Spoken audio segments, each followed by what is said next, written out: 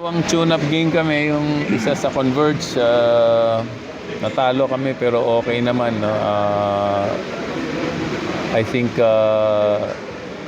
it's part of the adjustment period, long break, and then getting used again to our import, si Aaron. Converge played a really good game against us.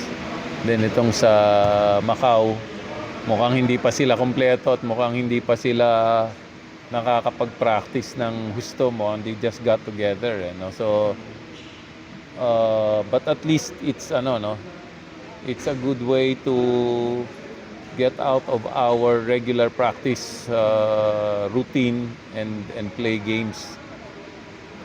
Sabado may game na kami.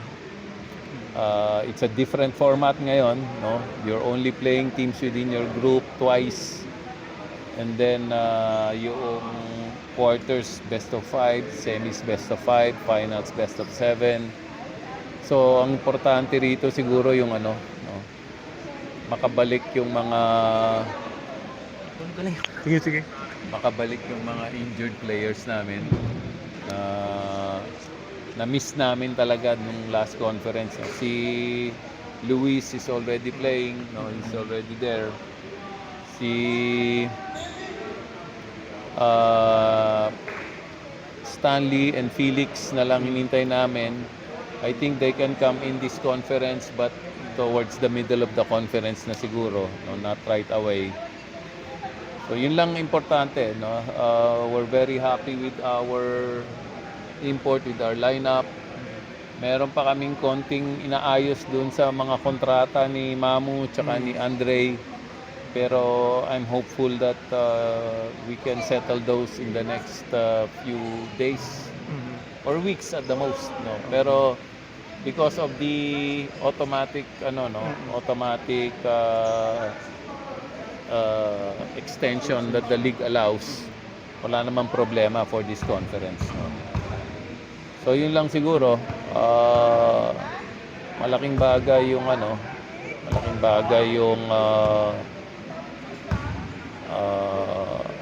magkaroon kami ulit ng almost complete lineup, no? Medyo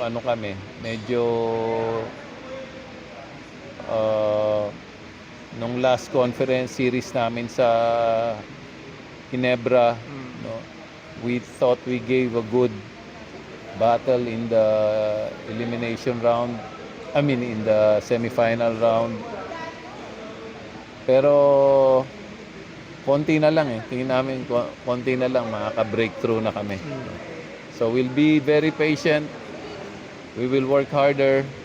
We will try to improve the team in different ways.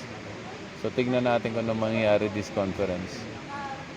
Coach, sana kayo sa negotiations with Mamu. We have a firm offer on the table. Sila na lang siguro kailangan nilang pag-isipan pa, no? So the ball is really on their court. We're very happy with Mamu, no? I hope Mamu is happy with us. So siguro sa ganung condition, tingin ko maaayos din naman yung kontrata. Coach, you're saying na yung automatic, meaning they are until the end of the conference? Yes. So they can play? They can play without any problem or hindrance, no? Yun lang, pagkatapos ng conference namin, automatically pag hindi namin sila na-renew, expired yung contract nila. How would you describe yung offer niya sa kanila?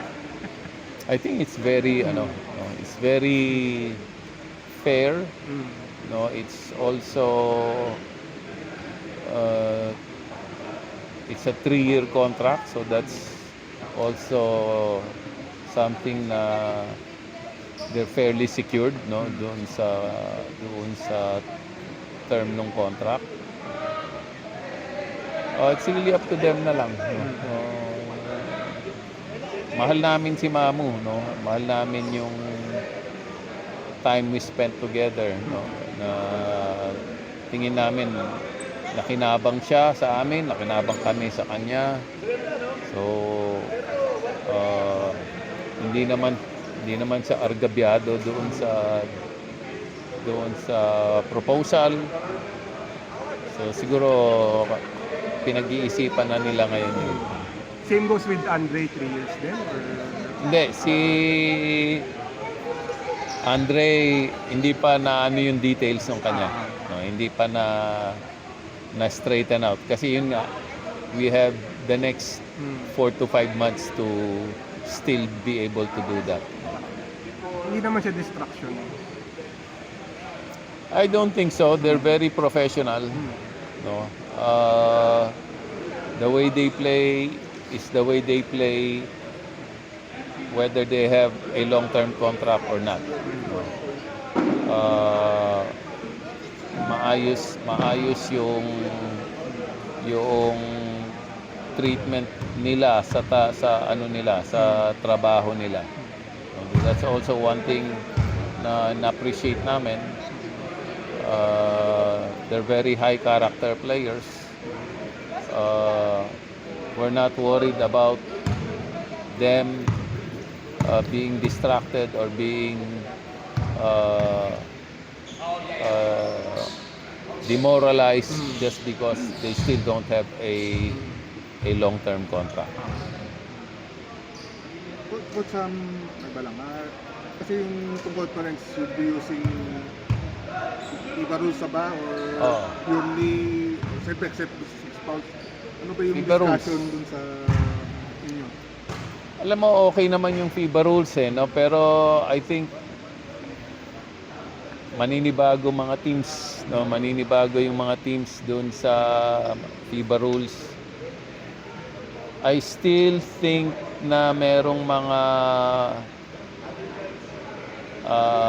PBA rules that can still improve the game. Pero yun nga, binabalansi siguro ng PBA yung paraan nila para makatulong sila sa Gilas national team, sa ating national team. That's why nag-lean sila doon sa Gilas rules. Pero, sa FIBA rules. Pero, wala namang perfect na sistema talaga no? Alam natin may mga kulang sa PBA rules by themselves at meron din ganon sa FIBA rules. No? Ako ang ano ko lang doon is dati meron tayong dalawang challenges. Yung una pagkatama, meron ka pang isa. Pero sa FIBA rules, isa lang ang challenge mo. And you cannot challenge yung mga fouls You can only challenge whether it's going to be upgraded or downgraded. So again, yung leverage nagbabalik ulit dun sa mga referees Kung mali yung referee, wala ka nang masyadong magawa Hindi ka mukha nun dati.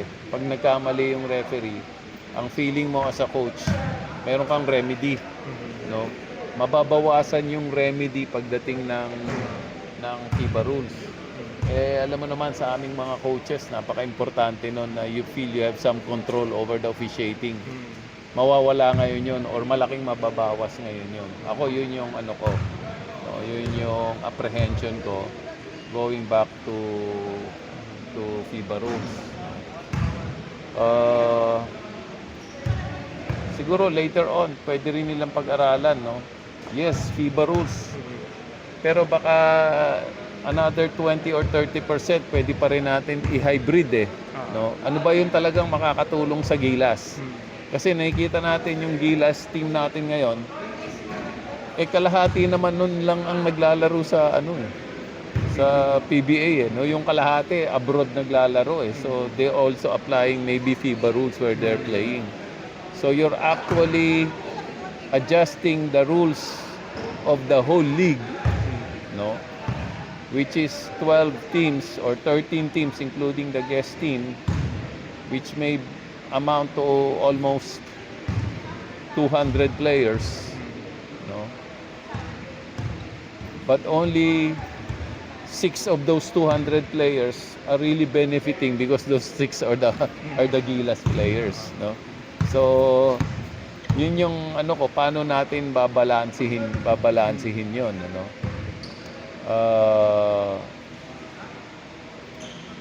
Tignan natin, no? Tignan natin. Ako open ako sa Gilas rules, pero gusto ko pa rin na kunin natin yung mga kapaki-pakinabang sa liga natin and idagdag natin sa FIBA rules. And I think a hybrid will work. Pero kasi right now FIBA rules tayo pero may 4-point line tayo, 'di ba? Eh hindi naman FIBA yung 4-point line na 'yon, no? Or FIBA rules tayo pero 48 minutes tayo. Eh hindi naman 48 minutes ang FIBA, no? So kung kaya nating i-adjust 'yon, hindi tayo 100% na FIBA, baka meron pa rin tayong ma-pick up na makikinabang tayo at the same time nakakatulong tayo sa national team natin. Ano kayang rule, kahit isang rule lang natin mo kapaki-pakinabang sa... Yun sa akin, no, the challenges. challenges. No, the challenges. We can stay with the PBA rules. The former PBA rules. May dalawang challenges and you can challenge any call. Sa FIBA, hindi mo ma-challenge yung any call, eh. No, hindi lahat ng calls doon ma-challenge mo. At yun nga, isa lang yung ibinibigay sa bawat team, no. Yung unsportsmanlike foul, no. Although yung unsportsmanlike foul pwede ring ma-implement natin, but again, the game is going to slow down, no? The game is going to slow down because every unsportsmanlike foul is 2 free throws and ball possession, no? Eh dati gusto natin bumilis yung liga natin, eh. So ngayon ba hindi na, no? So yun siguro mga dapat pag-aralan, pag-isipan. Coach, ano lang, yung for this conference, yung grupo nyo, ano lang thoughts mo dun sa, in relation to your chances of moving on to the next round? Ang lakas yung grupo namin, eh, no? Tingin ko, any of those teams can actually make the top 4, no? So kahit na kami yung mas konting games na lalaroin kasi 10 games na lalaroin namin, yung kabilang grupo 12 games, no? So tingin ko wala kang pwedeng sabihin mo na itong larong to kalaban namin ng X team na to, panalo na to. No, you cannot say na you have games that you can surely chalk up as wins. Paghihirapan mo lahat ng laro, lahat ng 10 laro mo, paghihirapan mo dito sa grupo namin. Yung first game niyo, Coach, ano lang yung sa Blackwater? Blackwater has always been dangerous. I think may materyales sila, eh, no? And then yun nga, bagong coach nila si Coach Pat. Of course, they would want to prove themselves, no? And yung lineup nila, tingin ko panglaban na, eh, no? And nandun pa rin naman sina Bearfield, no? Nandun pa sina Christian David. So yung adjustment period ni Coach Pat, tingin ko medyo nandun na siya doon sa getting used, tapos na siya doon sa getting used to it na na phase. So they'll be a lot better this conference, especially if they have a good import. Okay.